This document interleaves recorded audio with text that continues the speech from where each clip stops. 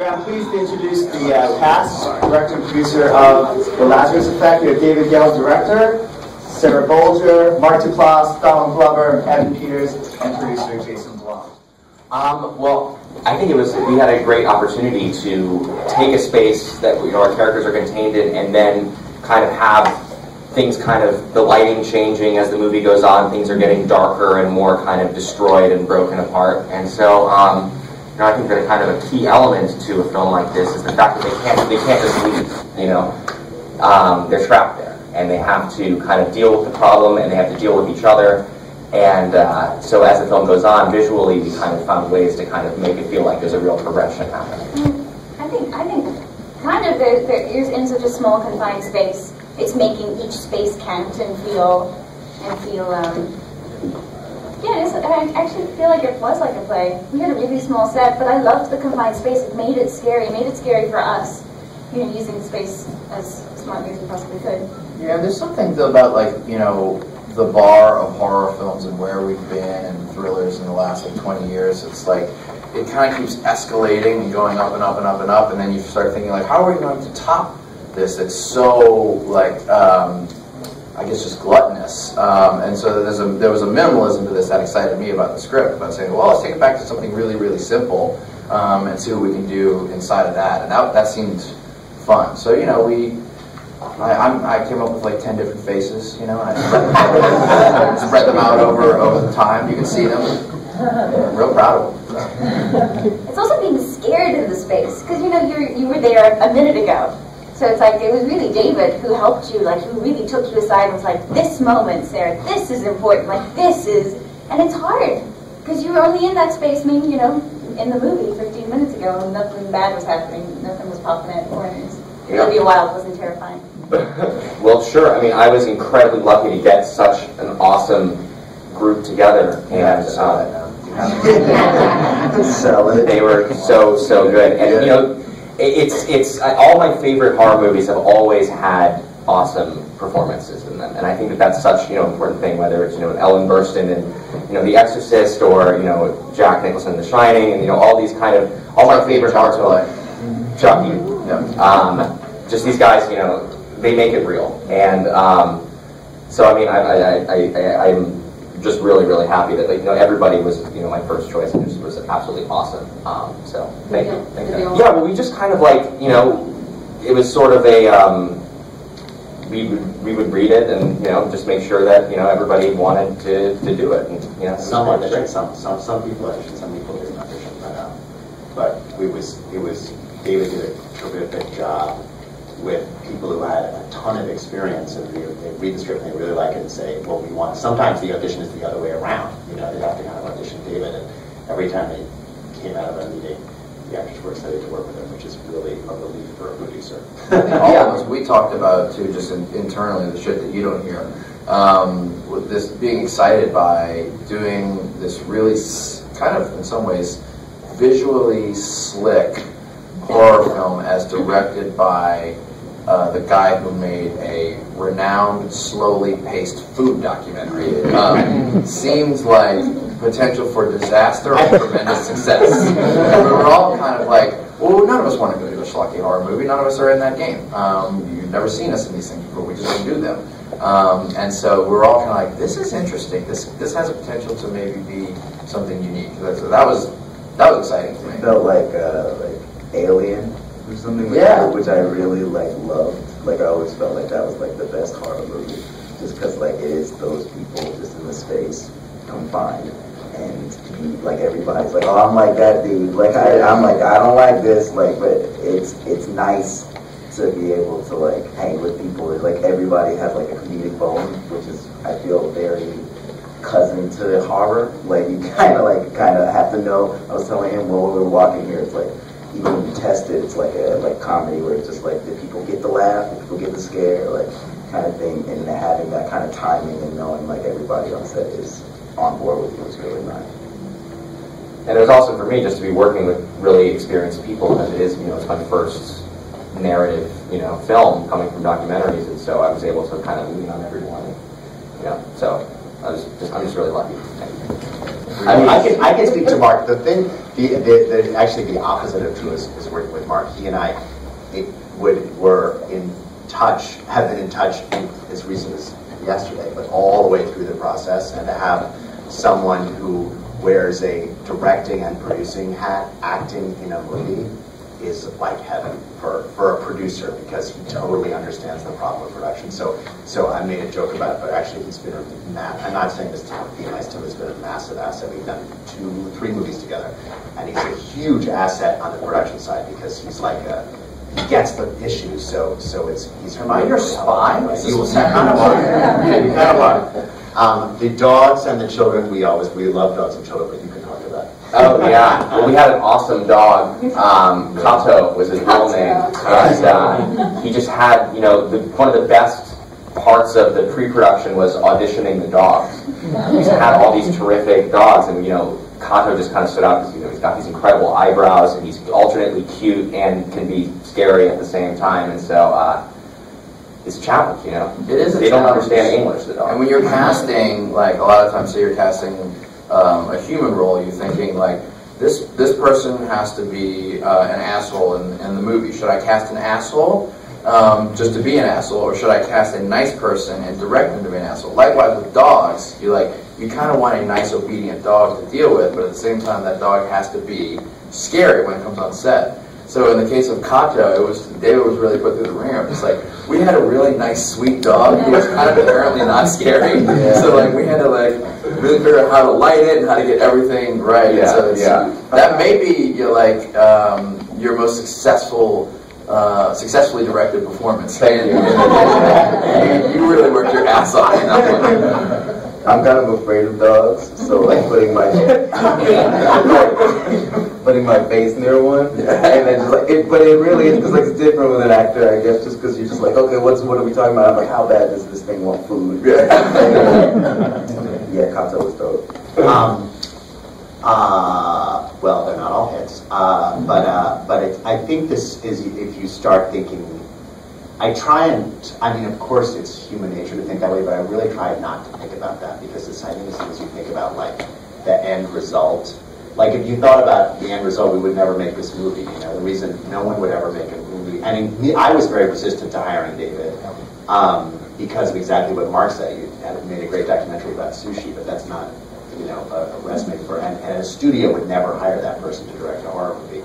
So I luckily have people who challenge me in my company, and I try and really fight against the idea of I need to keep making hits, and try and embrace the idea of I need to keep doing different things. And this movie, to me, the difference started with bringing David's background to what. It's very counterintuitive that David would do this movie, and so that was the first step of trying to do different things. The reason we do low-budget movies, which is because we can take risks. You couldn't do this movie for $20 million and have David direct the movie. It would be too risky. But the reason that we do low-budget movies is to try new things. Sometimes it works, sometimes it doesn't. But at least we're striving to try to shake it up a little bit. Well, I started with Jason. He and I have a kinship and a sort of we see the movie world similarly, and really wanted to do something with him. Really loved David's documentary. Then realized that David was one of the premier trailer cutters in our world, and I was like, oh, so he does know the slick stuff, and he does know the storytelling. And I met with him and got really excited about it. And I've made my career off of lottery tickets, which are basically little movies that have potential to be incredibly terrible, but if they're done well, they could be amazing. And they take a little bit of time, and you go for it, and a lot of people look at me and Jason and are like, you guys are so cool, you give all these first-time filmmakers their chances, but in a lot of ways, we're kind of ruthless. Because we lead the horse to water, and those who excel and do well will put everything behind it. And the reason we're all standing here today, not to get too inside baseball, is Jason loved this movie when it came through, and he got behind it. And there was a time when this movie could have been at a bunch of different studios, and there was a time when this movie could have been in the toilet. And Jason loves this movie and got behind it and said, I believe in this thing. We tested it, it tested through the roof, audiences responded, and he made this thing happen. And that's the key to our producing philosophy. It's like, let's throw a bunch of stuff out, and the people who do well will get behind it and push it through. But you have to have the goods. Like, it's just exactly what Mark said. You have to have, you know, yeah, I've seen you not fight. I'm also not fun. I'm also not fun. Like, so you have to have the goods. So luckily, these guys made a great movie, and then we pushed it out to the world. It's hard for producers to kind of get out of their own way. I have no aspirations to direct. I would be a terrible director. I would be a terrible writer. So I really, and I think a lot of producers kind of want to do that more. So part of the kind of method to our company is really like picking your players, but then letting them play and not pushing your own agenda on them. And I think that's it. I don't know. You could speak. Yeah, strong it's a hard thing. I'm strong GM, but I don't tell people how to throw. I let them throw. Sometimes they throw well, sometimes they don't, and I give them advice. But I'm not like a frustrated creative person. So I think that's a big asset. I also think it sounds very seductive when you read a press article about how Jason makes a movie. You go, that sounds so cool. I want to do that too. And every producer goes to it and they're like, wait a minute, you make this much money up front? Wait, like you have to do all this for like nothing, and only in success will you make $1, and then that's how you weed through kind of those people. So yeah, again, very seductive on paper, but a really hard way to do it. We ask for this is so counterintuitive producing. When there'll be a conversation like, oh, we can make this movie from the financier. We can make this movie for $8 million. And I'm on the other side saying, we're not making it for more than $4.5 million. And that is very weird for producers to do. It's just what Mark said, it's in theory, but when you're sitting in the room, it's very hard to say goodbye to $3.5 million. But we do it. I thought he clearly was funny in the film, in the script. Wasn't he? Wait a second. Played by you, absolutely. I mean, I think that was always the intention. But I think that's Evan brought a lot to it, and kind of Donald as well. Kind of the two of them kind of developed a really kind of fun rapport, and a lot of those scenes had a lot of improvisational elements to them, and so. That means we weren't funny. No, you guys are. You guys are really hilarious. Well, it's the one thing we don't know. Like, I feel like we kind of live right now where everybody, like humans kind of feel like we know everything right now, especially when you can just pick up your phone and like have the answer, and people feel like everything's done. It's like, we did it, guys. We have the internet and stuff, and death is still the one thing. It was cool, like, talking to like Olivia and Mark about how people are actually doing research, and I was reading articles about how like they actually bring people back into. There was like a New York cab driver who was like dead for like a couple, I think like a while, like it was like a couple hours. Makes sense. Well, I think that makes sense, and they just brought him back, and now they're doing studies like post-death and stuff like that, because it's an area, which is why I really like this film. Like, it felt special. It's like, because there's realness in it. It's just like, we don't know. Like, people don't know what happens really. Like, people really don't even really understand what we are after that. So I think it's scary because we just don't know it, and especially when we're being told all the time we know everything. Yeah, there's also something exciting about, whether it comes across in the movie or not, from entering the film, that felt like when you're in a movie examining this type of subject matter, usually it's either in the future or everyone's wearing some sort of like leathery, shiny black suit, and it's kind of like not human. And so we all love this idea, and I think that's part of the reason why David cast a lot of us. Is like, we're maybe more on the more naturalistic side of performances, and are like just some normal looking and normal acting research students going through this very unnormal thing was exciting. The only thing I will say about that is that there are certain actors that prepare a lot, right? And like before a scene comes up, they got like their favorite Metallica song in their headphones, and they're not talking to you, and then they come out and they go right into the scene. And Olivia is not like that. Olivia is actually really social and really smart and loving, and probably talking about some form of like international peacekeeping that she's been doing like 20 seconds before you yell action, and then she's hanging from the ceiling. So it's like, it's very jarring to do it with that type of performer. I thought she was fantastic, though. Yeah. I thought she was unbelievable. That one scene where she's talking about how that was, it's like a loop over and over, and I was gone for 100 years or something. Yeah. You were gone for like 1 minute. I thought she was fantastic. Everybody was fantastic in this film. This movie lives or dies on her performance. Yeah. I thought she was unbelievable. The cheese factor is so high. The trap is so big.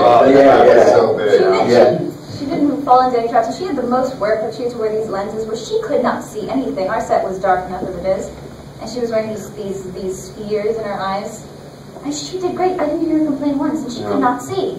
She would, you know, she She complained to me about you.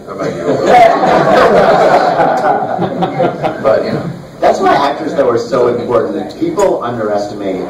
Good horror movies are based on good performances, more than scares or anything else, because the lines in horror movies are really hard to make believable.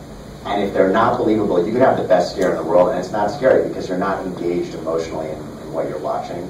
So we were, you know, David picked great actors. We were lucky to have terrific actors, but without great actors, and Olivia as well. Just like you said, like the best scares in the world are just not scary. One of the other great things about working with Olivia is that she really went through the script and made sure that the phenomenon felt real to her, and that she understood what she was, you know, understanding what was happening to her, and, you know, kind of what the rules of her condition were, and then, you know, why she's kind of turning against, you know, these people that are, you know, her dear friends. So, you know, sort of what we were saying about the trap of falling into the cheesy line, like, she wouldn't say it if it didn't feel right, and we would just work it out until it felt real. I think that's true of everyone.